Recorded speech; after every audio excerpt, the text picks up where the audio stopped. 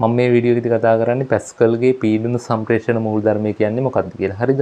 ඔයාලට භෞතික විද්‍යා කොටස් වලදී ඉගෙන ගන්න තියෙනවා. ඒ කියන්නේ ද්‍රව ස්ථිතිය කියන කොටසේදී තමයි ඉගෙන ගන්න තියෙන්නේ පැස්කල්ගේ පීඩන සම්ප්‍රේෂණ මූලධර්මය සම්බන්ධයෙන්. හරිද? එතකොට මෙන්න මේ මූලධර්මයේ ක්‍රියාත්මක වෙන්නේ නිශ්චල ද්‍රව වලට විතරයි. හරිද? චලනය වන ද්‍රව සම්බන්ධයෙන් අපි වෙනම මූලධර්ම කතා කරනවානේ. බර්නූලි මූලධර්මයේ වගේ මූලධර්ම කතා කරනවා. right. එතකොට අපි බලමු මොකද්ද පැස්කල් කියන්නේ කියලා. හරිද? පැස්කල් කියන්නේ මේ මූලධර්මයෙන් පැස්කල් කියන්නේ කිසියම් අසම්පීඩ්‍ය තරලයක්. හරිද? කිසියම් අසම්පීඩ්‍ය තරලයක් සම්මුත අවකාශයක තියෙනකොට ඒ තරලය මත අපි කිසියම් පීඩනයක් යම් කිසි ලක්ෂයකට ඇති කරොත් ඒ පීඩනය තරලයේ සෑම ස්ථානයකටම සම්ප්‍රේෂණය වෙනවා කියලා තමයි මේ පීඩන සම්ප්‍රේෂණ මූලධර්මයෙන් කියන්නේ තමයි. හරිද? right. අපි මුලින්ම බලමු මොකද්ද මේ අසම්පීඩ්‍ය තරලයක් කියන්නේ කියලා. හරිද? right. එතකොට තරලයක් කියන එක ගත්තොත් කොටස් දෙකකට වර්ග කරන්න පුළුවන්. වායු කියන්නේ තරල, ද්‍රව කියන්නේ තරල. හරිද? හැබැයි මේ අතරින් දැන් වායුවක් ගත්තොත් වායුවක් මත අපි බාහිරින් පීඩනයක් ඇති කරොත් ඒ පීඩනය නිසා වායු තමන්ගේ පරිමාව වෙනස් කරගන්න අවස්ථා තියෙනවා. පරිමාව වෙනස් කරගන්නවා. හැබැයි ද්‍රවයක් මත අපි බාහිරින් පීඩනයක් ඇති කරා කියලා එයා පරිමාව වෙනස් කරගන්නේ නැහැ. හරිද? පරිමාව ඊටාම සුළු වශයෙන් තමයි වෙනස් වෙන්නේ. එතකොට අසම්පීඩ්‍ය තරලයක් කියලා කියන්නේ පීඩනයක් ඇති කරාට පරිමාව සැලකිය යුතු ලෙස වෙනස් වෙන්නේ නැති තරල වලට. හරි? ඒතර වලට පැහැදිලි වායුවක් කියන්නේ අසම්පීඩ්‍ය තරලයක් නෙමෙයි. මොකද එයාගේ පරිමාව වෙනස් වෙනවා පීඩනයත් එක්ක. නමුත් ද්‍රවයක් ගත්තොත් ඒක අසම්පීඩ්‍ය තරලයක්. හරිද? එතකොට මේ පීඩන සම්බන්ධ පැස්කල්ගේ මූලධර්මයේ වළංගු වෙන්නේ මෙන්න මේ කියන ද්‍රව සම්බන්ධයෙන්. හරි. right. අපි බලමු. එතකොට මේ පැස්කල් මේ මූලධර්මයෙන් කියන්නේ මේ වගේ සම්මුත අවකාශයක එහෙම නැත්නම් සම්මුත භාජනයක මෙහෙම කිසියම් තරලයක්, ඒ කියන්නේ ද්‍රවයක් තිබුණොත් මේ ද්‍රවයේ කිසියම් ලක්ෂයක් මත අපි යම් කිසි පීඩනයක් ඇති කරොත් මෙන්න මේ පීඩනය මේ තරලයේ සෑම තැනකටම සමානව සම්ප්‍රේෂණය වෙනවා කියලා තමයි කියන්නේ. හරිද? ඒතකොට හිතන්න මෙතෙන්ද මං පැස්කල් 10ක පීඩනයක් ඇති කරොත් මේ පීඩනය මෙතෙන්වත් ගමන් කරනවා. එතකොට මෙතනත් තරලයේ පීඩනය වෙන්නේ පැස්කල් 10ම තමයි. මෙතනත් එහෙමයි. ඒ වගේම මෙන්න මේ තරලයේ අඩංගු වෙන සම්මුත භාජනයේ තියෙන්නේ. භාජනයේ බිත්ති මතත් ඒ පීඩනය ඒ විදිහටම ක්‍රියාත්මක වෙනවා. හරිද? පැස්කල් කියන්නේ ඔන්න ඔය කතන්දරය. right. එතකොට පැස්කල් මේ විදිහට පීඩන සම්ප්‍රේෂණ මූලධර්ම හඳුන්වලා දෙනවා. ඒකට ඒකේ අපිට වැදගත්ම කාරණේ වෙන්නේ මේක කොහොමද ප්‍රායෝගිකව භාවිතා කරන්නේ කියලා. හරිද? right. එතකොට මම ඒක පැහැදිලි කරන්න ඔයාලට පොඩි උදාහරණයක් ගන්න. හරිද? right. මෙන්න මේ මම අඳින රූප සටහන දිහා බලන්න. මම මේකෙදි ගන්නවා මෙන්න මේ වගේ සම්මුත භාජනයක් එහෙම නැත්නම් සම්මුත අවකාශයක් කියලා හිතන්න. right. එතකොට මේ සම්මුත අවකාශයේ තියෙනවා මේ විදිහට පිස්ටන් දෙකක්. right. මේ එක පිස්ටන් එකක්, මේ තව පිස්ටන් එකක්. ඒතර ඔයාලට පැහැදිලි මෙන්න මේ පිස්ටන් එකේ වර්ගඵලය අඩුයි. මේ පිස්ටන් එකේ වර්ගඵලය වැඩි. right. එතකොට මේකේ වර්ගඵලය මම ගන්නම් නිකන් හිතලා A1 කියලා ගන්නම්. මේකේ වැලියු එකක් වටිනාකමක් ගන්නම් වර්ග මීටර 1යි කියලා. ඒක සමානයි වර්ග මීටර 1යි. මෙතන වර්ගඵලය මම ගන්නම් A2 කියලා. A2 සමානයි වර්ග මීටර 10ක් කියලා ගන්නම්කෝ. right. එතකොට මීට වඩා වර්ගඵලය වැඩි. right. එතකොට මේ පිස්ටනය මත දැන් මෙන්න මේ අවකාශයේ කිසියම් තරලයක් අන්තර්ගත වෙනවා. එතකොට මේක සම්මුත අවකාශයක්.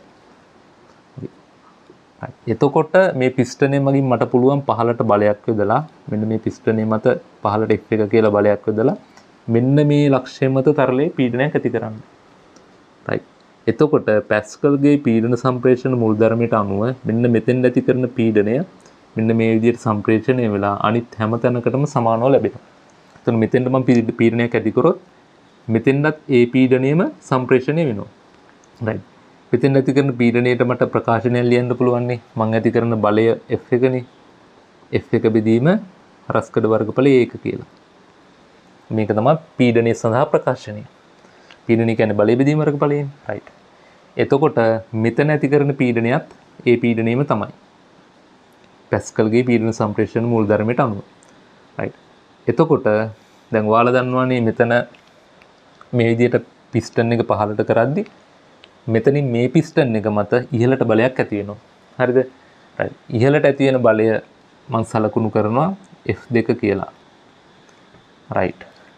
එතකොට අපි දන්න කාරණාව තමයි මෙතන පීඩනය සමාන වෙන්න ඕනේ. මෙතන පීඩනයට මට ප්‍රකාශනයක් ලියන්න පුළුවන් කොහොමද? ඉහළට ඇති වෙන බලය F2 එතන හරස්කඩ වර්ගඵලය A2. F2 බෙදීම A2 කියලා ලියන්න පුළුවන්. හරි. අපි පීඩන සම්ප්‍රේෂණ මූලධර්මයට අනුව මෙතන පීඩනයට සමානයි. ඒක නිසා මෙතන පීඩනය මට ලියන්න පුළුවන් F1 බෙදීම A1.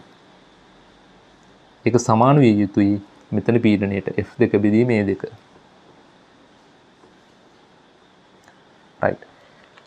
එතකොට ළමයි මෙන්න මේ මූලධර්මයේ භාවිතා කරලා අපිට පුළුවන් මෙතනදී මෙන්න මේ කුඩා පිස්ටනය මත කුඩා බලයක් ඇති කරලා විශාල පිස්ටනය මගින් ඉහළට විශාල බලයක් ලබා ගන්න පුළුවන්. හරිද?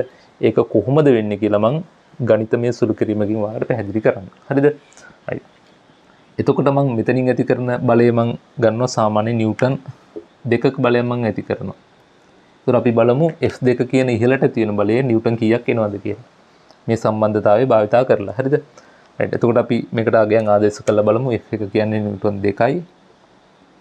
බෙදීම A1 කියලා කියන්නේ වර්ග මීටර 1යි සමානයි F2 තමයි අපි දැනගන්න ඕනේ. අපිට කොපමණ බලයක් ඉහළට ලැබෙනවද කියලා. A2 කියන්නේ කීයද? මම ගත්තේ නිව්ටන් වර්ග මීටර 10 කියලා. හරිද? 10යි. right. එතකොට අපිට F2 සුළු කරන්න පුළුවන්. F2 සමාන කීයක් එනවද? 10 වැඩි කිරීම 2 කියන්නේ නිව්ටන් 20යි. නිව්ටන් 20ක බලයක් අපිට මෙන්න මේ පිස්ටනය මත ඉහළට ක්‍රියාත්මක වෙනවා. දැන් ඔයාලට පැහැදිලි මම මේ පිස්ටනය මත කුඩා පිස්ටනය මත දුන්නේ පහළට නිව්ටන් 2යි. එතකොට විශාල පිස්ටනය මත ඉහළට ඇති වුණා බලයක් කීයද නිව්ටන් 20ක බලයක් ඇති වුණා. කුඩා බලයක් දීලා විශාල බලයක් ලබා ගැනීමේ හැකියාව තියෙනවා මෙන්න මේ පැස්කල්ගේ පීඩන සම්ප්‍රේෂණ මූලධර්මයේ භාවිතා කරලා. right. හරිද? එතකොට මේක ප්‍රායෝගික අවස්ථාවලදී අපි භාවිතා කරනවා. මොනවද උදාහරණ? වාහනවල හයිඩ්‍රොලික් බ්‍රේක් වලදී පාවිච්චි කරනවා. අපි කකුලෙන් පොඩි බලයක් තමයි දෙන්නේ. එතකොට විශාල බලයක් රෝද මත ක්‍රියාත්මක වෙනවා. හරිද? ඒ වගේම වාහන ඉහළට ඔසවන ඩ්‍රාව ජැක්කුව කියන්නේ අන්න ඒකෙදිත් මේ concept එක පාවිච්චි කරනවා. right. හරි. එතකොට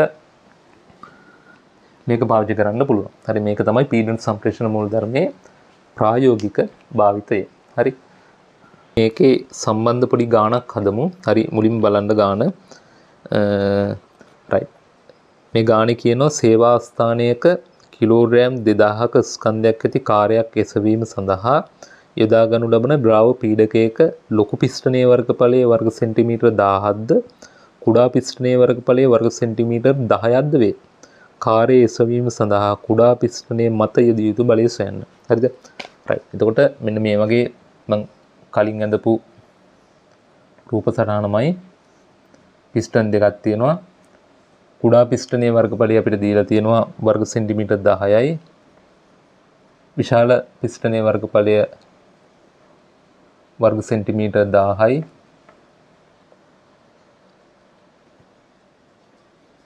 right. එතකොට ඔසවන්නේ කිලෝග්‍රෑම් 2000ක් ඇති කාර් එකක්. කාර් එකේ ස්කන්ධය කිලෝග්‍රෑම් 2000යි. ස්කන්ධය කිලෝග්‍රෑම් 2000ක් නම් කාර් එක නිසා කාර් එකේ බර කීයද පහළට? 2000යි නම් 20000 නිව්ටන් නේ. mg නේ බර කියන්නේ. right. එතකොට මේ කාර් එකේ ඔසවන්න නම් ඉහළට නිව්ටන් 20000ක බලයක් ඇති වෙන්න ඕනේ. හරි. ඒත් ඉහළට ඇති වෙන්න ඕනි බලය වෙන්නේ නිව්ටන් 20000යි. right. right. එතකොට අපි බලමු ඒ නිව්ටන් 20000 තියෙන්න මෙතනින් කොපමණ බලයක් පහළට යොදන්න ඕනේද කියලා. හරි. එතකොට කලින් වගේම තමයි මෙතන බලය බෙදීම වර්ගඵලය සමානයි මෙතන ඉහළට ඇති වෙන බලය බෙදීම වර්ගඵලය. මෙතන බලය අපි දන්නේ F බෙදීම එතන වර්ගඵලය වෙන්නේ වර්ග සෙන්ටිමීටර 10යි. සමානයි ඉහළට ඇති වෙන බලය ඇතිවිය යුතු බලය නිව්ටන් 20000යි. බෙදීම හරස්කඩ ශ්‍රේෂ්ඨ බලය වර්ග සෙන්ටිමීටර 1000යි. right. එතකොට මේක සුළු කරා නම් හරි. දැන් මෙතන වර්ග සෙන්ටිමීටර වර්ග මීටර කරන්න අවශ්‍ය නැහැ. මොකද ඒ අවස්ථා දෙකේදීම වර්ග සෙන්ටිමීටර වලින් දීලා තියෙන නිසා ඒවා අදාළ එකකෙන් කැපෙනවා. හරි. එතකොට right f අපිට එතකොට ගණනය කරන්න පුළුවන්. කොහොමද f ගණනය කරන්නේ? මෙතන බිංදු 3ට මෙතන බිංදු 3ක් කැපෙනවා.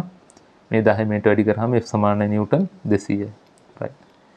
එතකොට අපිට නිව්ටන් 200ක බලයක් මෙන්න මේ කුඩා පිස්ටනය මත යොදලා නිව්ටන් 20000ක බලයක් අපිට ඉහළට ඔසවා ගැනීම හැකියාව තියෙනවා. හරිද? එතකොට පිළිතුර එන්නේ නිව්ටන් 200යි කියලා. right.